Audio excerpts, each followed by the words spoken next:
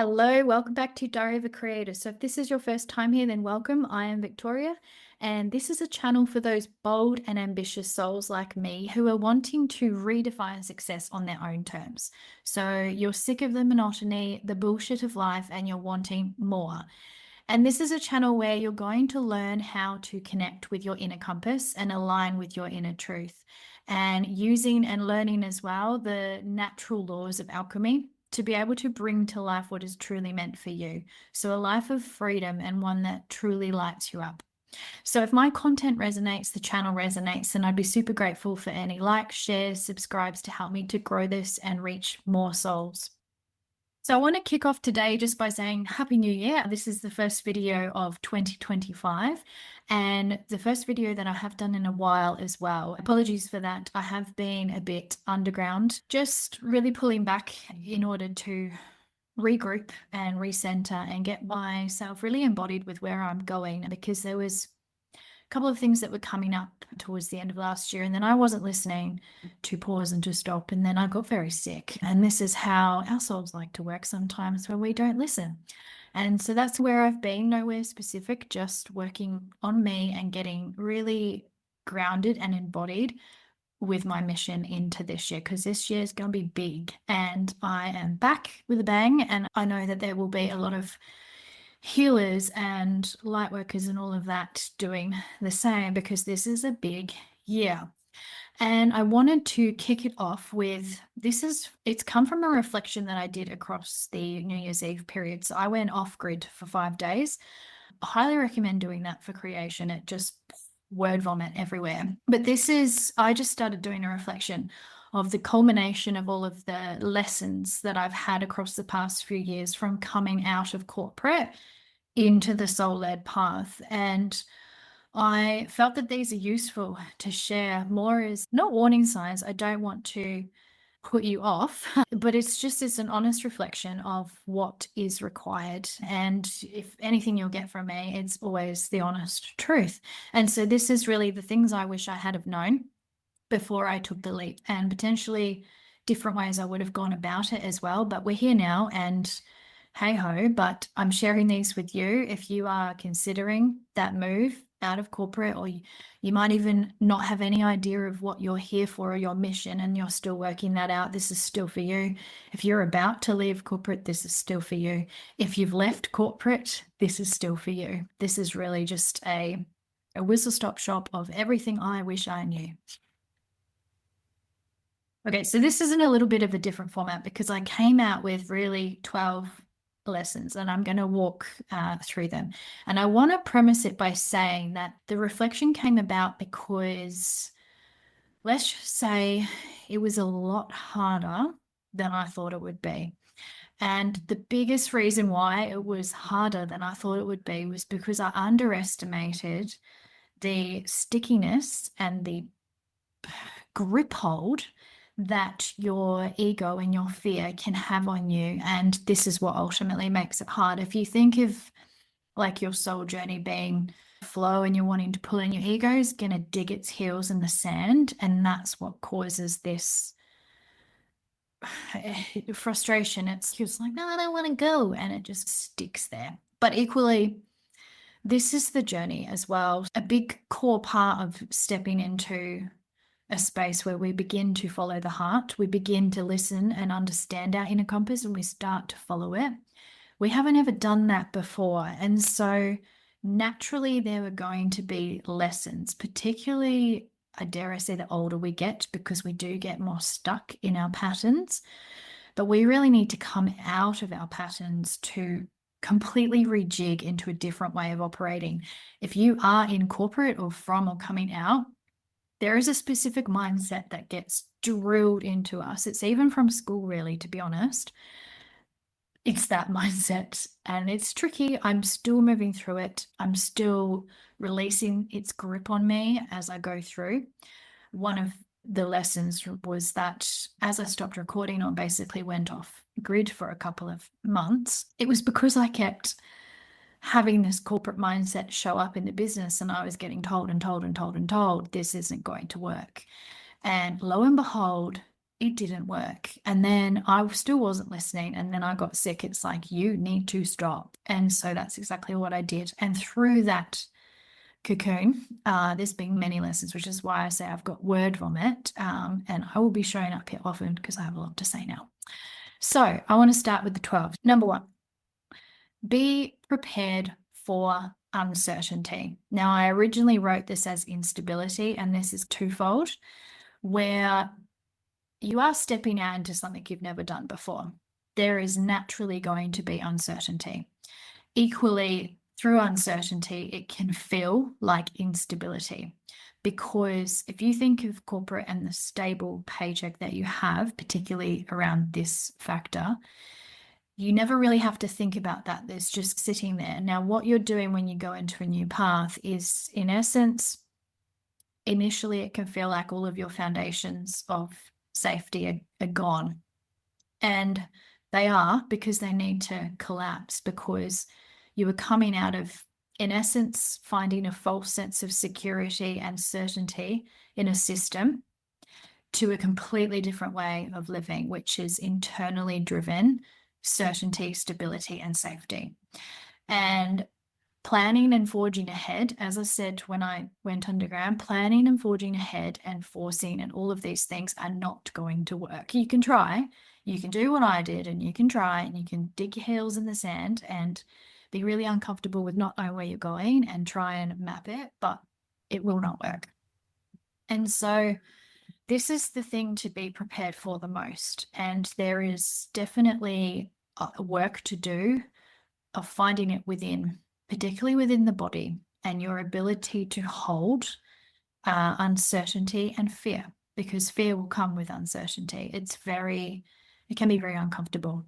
And I think just getting really honest with yourself, if you are very uncertainty avoidant, there's the scales of personalities, then you might need to go a bit slower.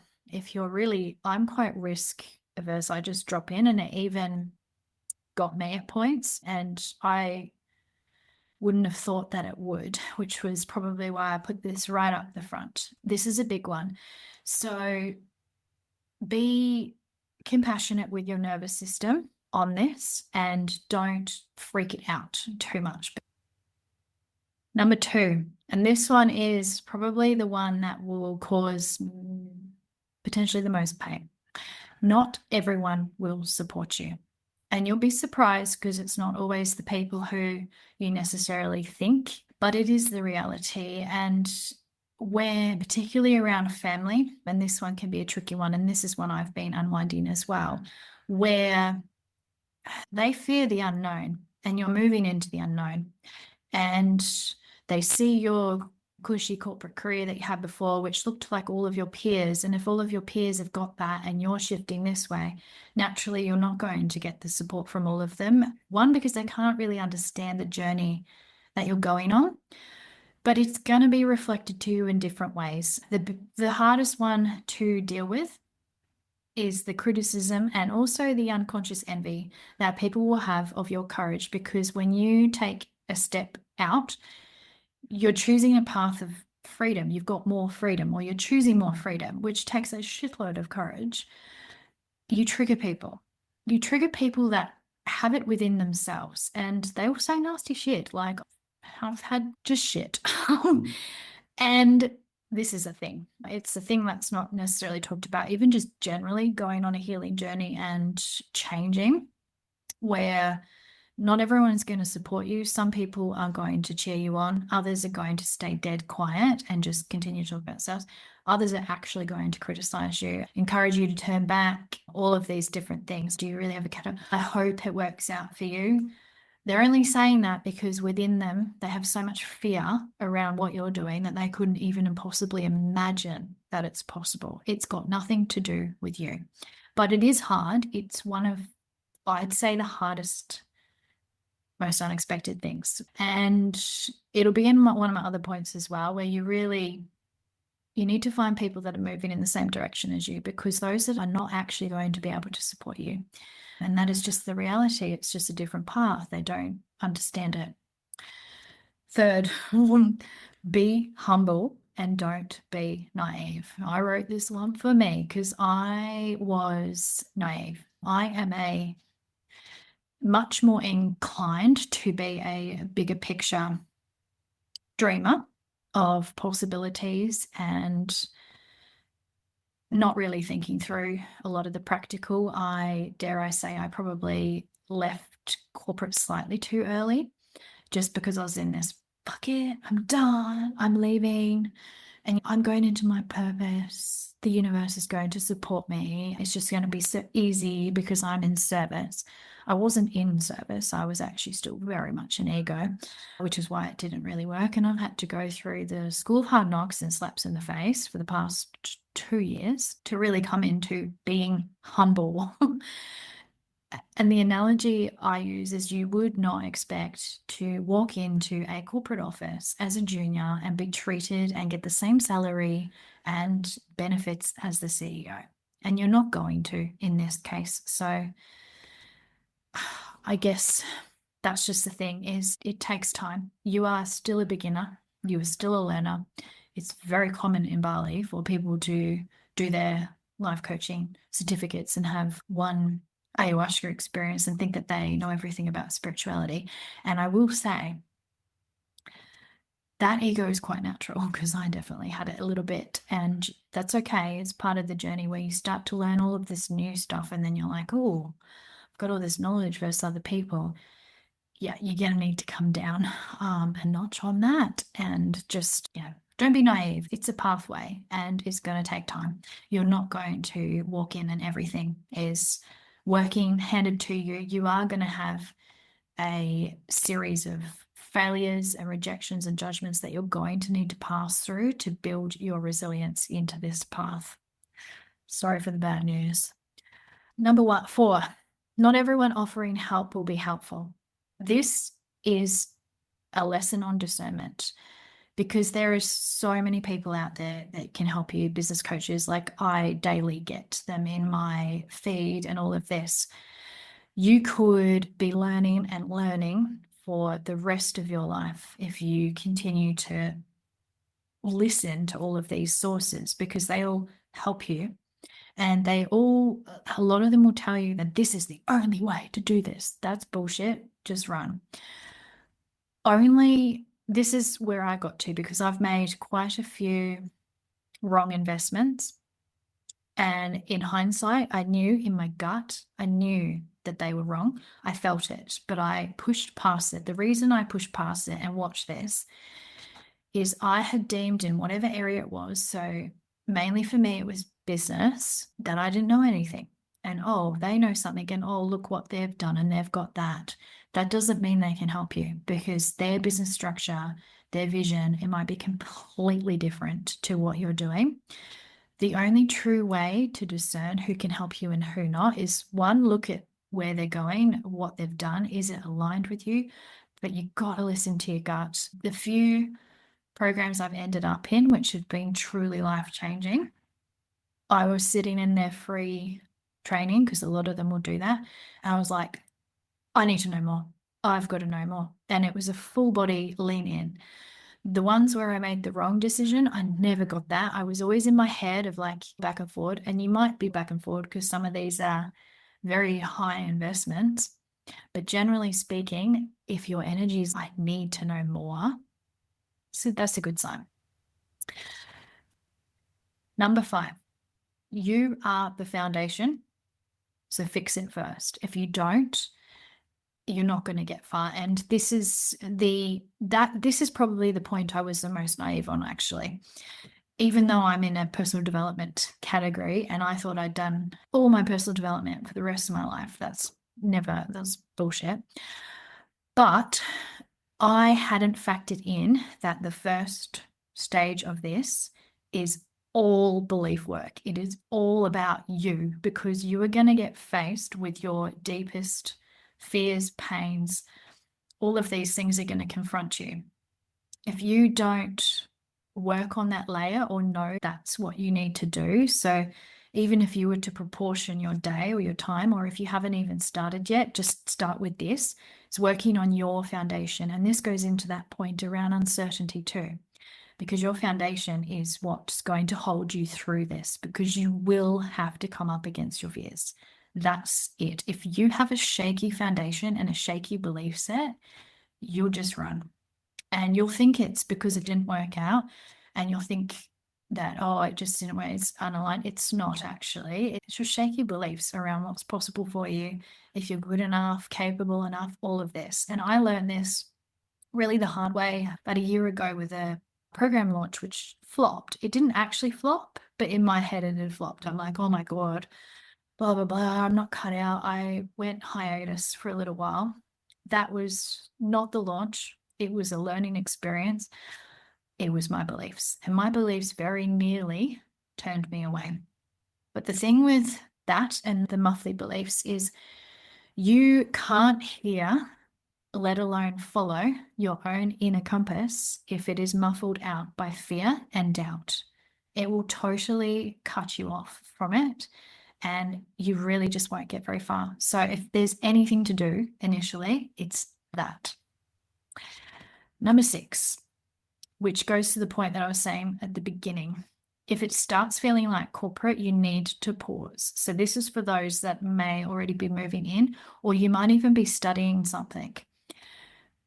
I got to the point with last year where what I was doing just started to feel just as shite as being in corporate, because it was hustle and overwork and stress and just really trying to force everything and overworking.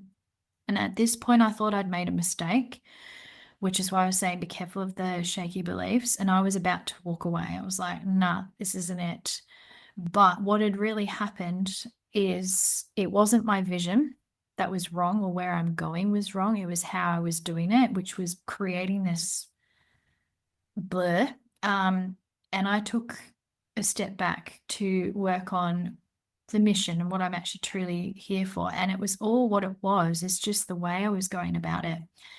And this is the thing to remember. A soul-led path is not meant to feel like a grind. There's a lot of inner work to do, but it's not like working 40 hours a week, blah, blah, blah, blah, blah, churn. Sometimes you are going to probably hustle, but if you are always hustling and you start to feel the same things, aka burnout, overwhelm, all of these all the time, just pause. It's your corporate mindset has crept into your soul path, and you need to get it out, and you need to take a pause and work on that mindset. Number 7, very similar. If you're pushing too hard, just stop. And this is what I've had to do. If it starts feeling like you are pushing a big boulder up a hill, then just take it as a lesson that what you are doing is not working. It's not that the path is wrong. It's just whatever you are doing, it's not working. Because the soul-led path is about flow, not force. And I want to distinct on this, because flow is not ease. It is momentum. And if you're not getting momentum, so with every action, you're not seeing another opportunity open up, or a connection or something, there's something that's telling you that it's like leading this way, then it's not flow. If you're forcing and you almost keep coming up against really nothing, you're just like treading, you're either not going the right way, or you're doing it in the wrong way. So yeah, don't confuse flow with ease, because it's momentum. The thing that is ease, or the flow, is still going to ask you to step into challenges and fears. It's just that when you do that, it's not going to feel like this brick wall. It feels like when you step into a challenge or a fear, you're edging and you're like, it's momentum, it's growth. And this has been one for me, which is linked into the corporate mindset, where this was me. I was just like, I don't even know what to do. And the biggest realization is that way of working will not work in this. It just won't. You can try all you fucking want, but you are literally wasting your energy. That is all you were doing. That's a hard one for me, because they teach you that going and doing all of that is, you know, you will achieve. And you need to work hard, but if it's not aligned, stop. Number 8, shit takes time. Find a way to pay the bills. I did this because I went back to part-time for a little while, and then I completely launched and jumped a year ago. And I thought I would be okay. And there was a period where I really was not. And I think the lesson here for me is that practical piece, and also understanding your level of ability in your body to hold uncertainty and almost be in this space where you paycheck to paycheck. It's like you can't see it before it comes type of thing. So know yourself on this and just be a bit practical, because when you start to bring in financial fear onto this part, it restricts it. And also, this is probably the thing that will make you run quicker than anything, because this is one of the biggest blocks for people to even come in and try. And the other reality is, yes, you will have a pay cut. Like, I cut my salary, I cut 120K off my salary last year. I flopped. So I was still deep in my pity party for quite a portion of the year, until I really have gone underground and kicked off and go, okay. But just be mindful. You will have a jump. You will have to come down. There are going to be some sacrifices to make this work, but also find practical ways that they still give you the space. So I'm not talking about staying in 9 to 5, that you work all this and you're very high pressured, because you'll find that you won't ever find time to create the space for this. And also just knowing it's gradual. So you're like 9 to 5 part-time, easy part-time, until eventually it floats off and you're okay. Number 9, you will want to quit, but don't. This will happen multiple times. I've lost count with how many times I've wanted to quit. And the biggest one was back when that launch happened, and I very nearly went back, but something within my soul told me no. Listen to that voice, because what we need to distinguish here is if we're trying to leave a path because it's genuinely unaligned, or it's fear. Now, if you have been or looking into pursuing the soul-led path, and you already maybe have an idea of what that is, chances are that's come from your heart. You might have certain shifts and molds with how you do it. That certainly happened with me. But largely speaking, your heart is guiding you on the path, and it will be the fear that makes you want to quit. Don't let it. This is a thing that our ego will do as well, and it's a tricky one. When we start to come up against the fear and the unknown, our ego has a way of poisoning us against our own dreams. And it will happen. You will convince yourself, I didn't really want it in the first place. This is false. This is your fear. Don't listen. Don't let it take over. But know that this will come. You will want to quit. You will face rejection. You will be judged. All of this is going to come at you. And I want to prepare you, because it will. And you are going to want to quit. Just allow that soul inner voice to be louder. So find a way to get back in touch with it. Don't make any hasty decisions in the fear. Just let it, however it comes to you. I have massive pity parties and question why the universe doesn't make things easier for me. That's my one. But when I'm in the thick of that, I allow that. And then when I'm out, then I make decisions. Number 10, inaction can be just as productive as action. And this is a lesson, again, to do with force, but specifically if your action is unaligned, you're not going to get anywhere. You are wasting your time. You may as well just go sit on the beach and wait for aligned action. Now, that is a hard one for an ambitious corporate brain to get your head around, but it's not your head that needs to get around it. It's your heart. Because it really is a waste of time. You are quite literally just churning, thinking that you've got to work, and there's this mindset where it's like hard work equals progress. That's not always true, because if you think of half the shit you do in corporate, I don't know how many job cuts we blew from overworking and doing all this silly stuff that's really losing sight of the end goal and what we're really working towards. And so that is it. Sometimes the best thing to do is nothing. And that's what I've had to do, I've been told, because you really need to wait for your clarity and for your inner compass to actually guide you on where is next. And Teal Swan does a good reel on this. She said those that are successful in the end are the ones that hold back and wait for the alignment. And they're ones that run forward. They might feel like they're ahead, but the moment you get that alignment, you propel straight. And that is, yeah, the truth. I haven't experienced that yet, but I am about to because I've been guided to do the inaction.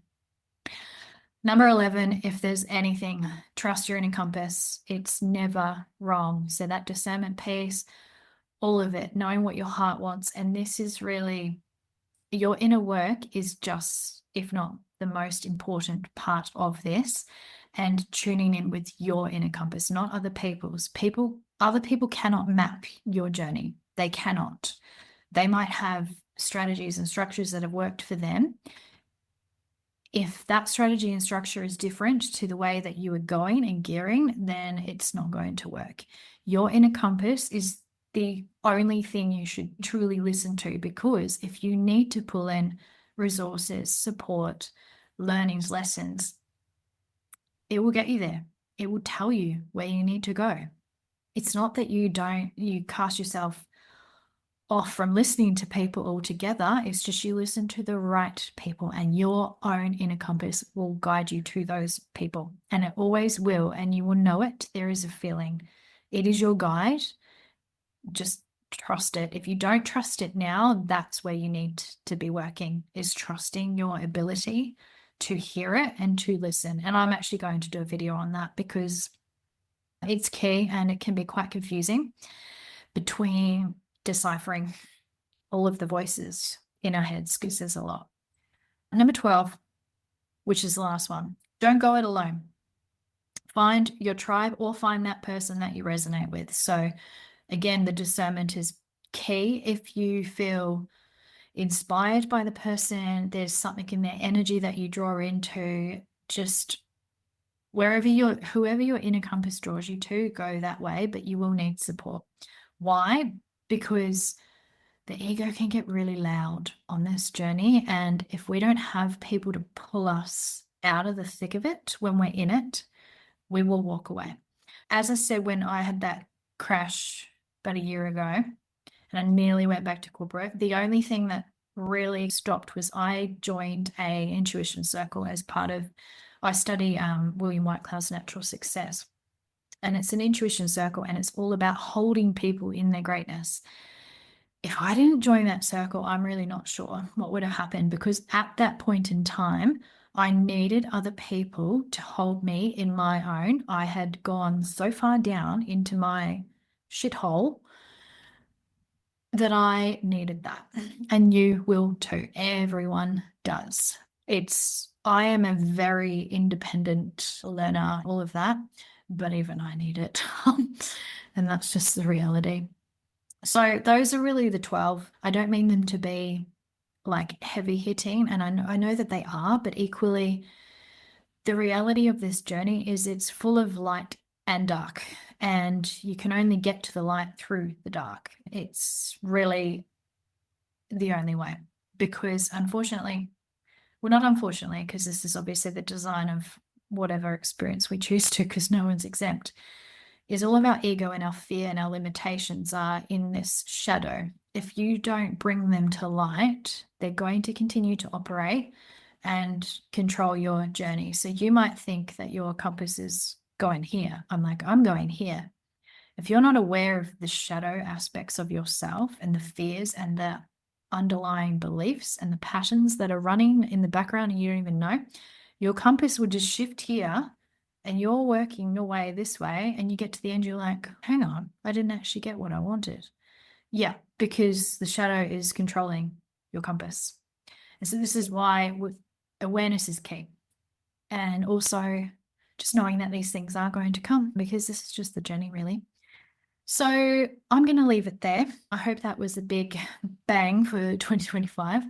And I hope to see more of you taking this journey. As I say, like, this is the big heavy hitting stuff, but this is not all of it, because on the other side is the light and the expansion and the growth. And you will never, ever be so proud of yourself. And you will never, ever understand yourself in such a way as taking this journey. And you will never be as free either, because the moment you move through these lessons and these challenges, they start to shift out. Yes, they'll continue to come. I'm still challenged a lot, but I have tools and strategies and awareness where I don't stick in it that long. It doesn't derail me. I'm like, yep, cool. We're going to spend, I don't know, maybe a day here, and then no, come back. Yep, we'll go this way. No, come back. If you can't do that, you're just going to be going all this way in your life. And then you'll get to the end of your life. You'll be like, what did I even do with it? I was just guided by fear and I didn't even know it.